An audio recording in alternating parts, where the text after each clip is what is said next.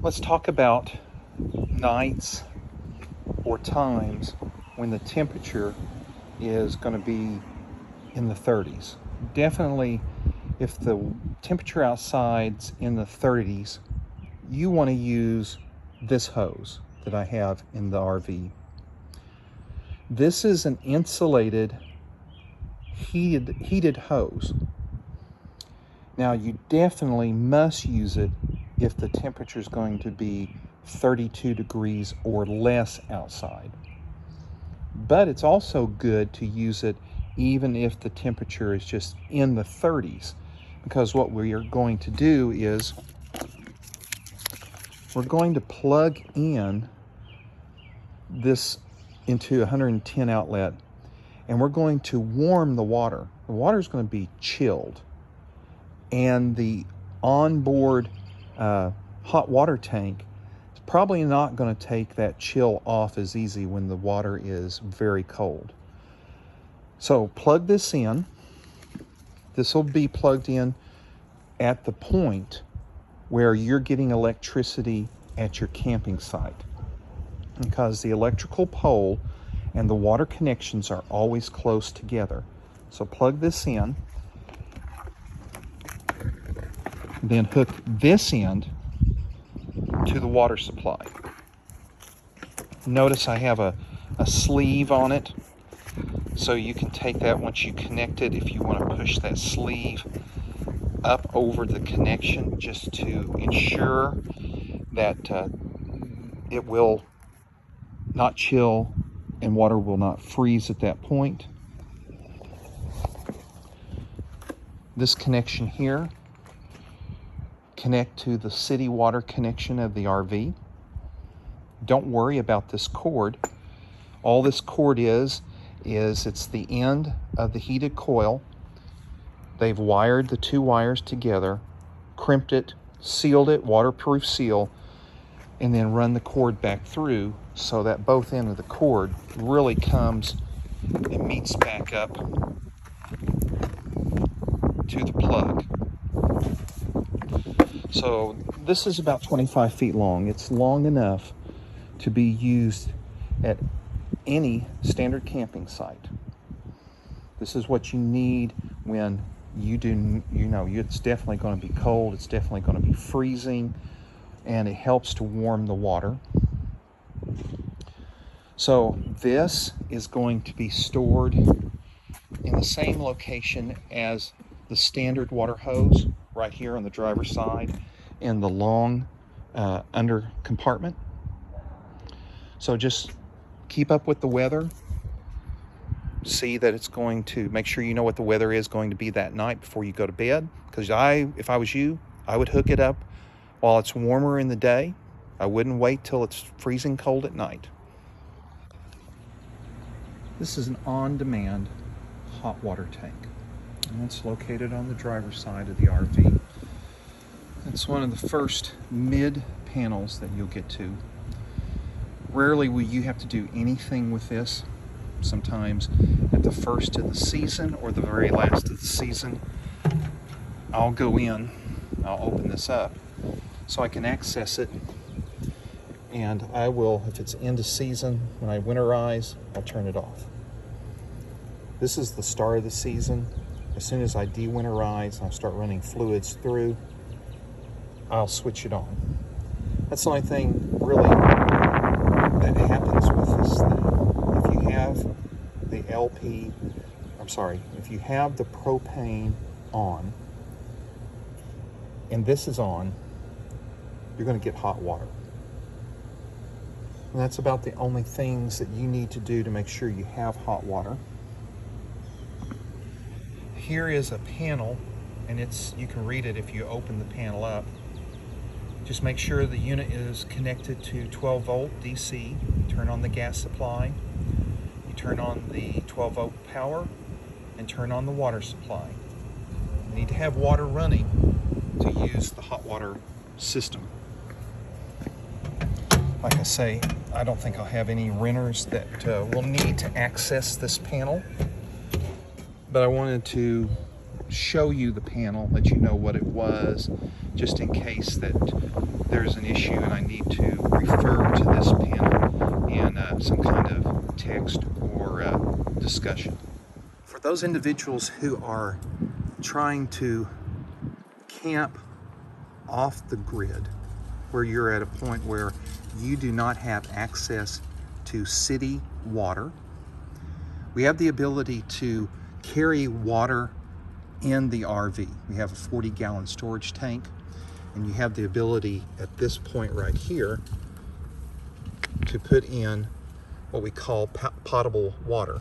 So it's water that goes into a tank that is suitable for drinking, for cooking, and it is then also used throughout your whole system, even including your shower water, your sink water, and even the toilet flushing water. But this is water that's in a plastic tank. Like I say, easy to fill. You just put your hose into this opening. It doesn't screw in. It just fits in there. You hold it in. You have a little air valve area where when the water goes in, it will push the air out. You'll hear the air exiting. Probably will take you 10 plus minutes to fill the tank, so don't worry if you've been standing there for 10 minutes and the tank's not full, you're fine. How do you know the tank is full? Is when you do see water coming up or coming out of this opening here. It doesn't hurt that there's some water that will come out and run down. That tells us that this tank is full. Just take your hose out, turn off your water, cap. And then when you go inside, you turn the water pump on. We have a video showing the master control panel. And that master control panel, one thing it does have is the water pump. And also you can turn on the water heater so that you can have hot water for cooking or for shower, etc. For those who bring a cooker, a grill, anything that needs propane, right under the gasoline cap, I have this little area right here. It doesn't even require a key to open, but this is an access point to connect a hose and connect that hose to your propane unit, whatever it may be. Heat, if it's heat, definitely keep it a long ways away from the RV. A grill, keep the grill far away. Anything that you're using as cooking, make sure you know it's a long enough hose that you're at least 10 feet or so away from the RV.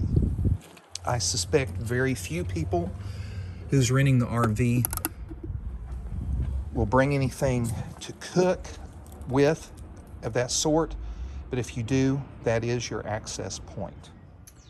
This is the control center of the Thor motor coach. We've got what would be the generator, the start and stop button for the generator. We have the various buttons to check status, such as LP, full tank, battery, 2/3 charged, levels of the fresh water tank, black water tank, and the gray water tank. Next is the slide, extend or retract switch. When it's cold, we have tank heaters. We can turn on the heaters for the black tank or the gray tank. If we're pulling water from our tank in the back, we have the water pump switch. Next is the air conditioner heater system. So we have the system select switch. We can either be set to cool for air conditioning, run the fan, off mode, or run heat. We suggest that when you're traveling, have the air conditioning system set in the off mode. If it's cool, you can run fan. If it's cold, turn on the LP gas, switch to heat. If it's hot, switch to cool. On the fan side, you have auto. So the automatic switch allows you to run either high volume of air or low volume of air. Or you can switch to on, especially if you're just running the fan system and you want to run air through the coach. You can switch it to low or high. This is the remote system. This remote works virtually everything that you need for setup. Definitely you can start the generator.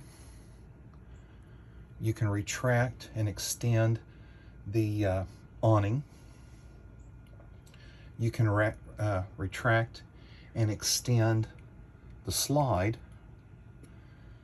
and you can also control the lighting. This is the electronic leveling system. So you definitely can just turn on the system. You can go to auto level, leveling the coach, and then before you move, you can hit the retract system to retract all of the levels. Now this is just to familiarize yourself with the panel.